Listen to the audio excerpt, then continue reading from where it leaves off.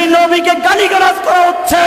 সেই নবীকে নিয়ে তুচ্ছ-তাচ্ছিল্য করা হচ্ছে, সেই নবীকে নিয়ে অপমান করা হচ্ছে, তার জন্য আইন নেই। আমি তখন বলেছিলাম, ও আমার যুবকেরা, ওদেরকে যেখানে পাও সেখানে ওদের পাওনা চুকিয়ে দাও।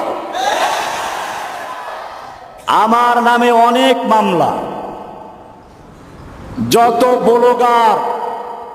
সাতেমে রাসূল আল্লাহর নবীকে যারা কটূক্তি করেছিল, আল্লাহর নবীকে নিয়ে যারা গালিগালাজ করেছিল, শেখ হাসিনা তাদেরকে রাষ্ট্রীয়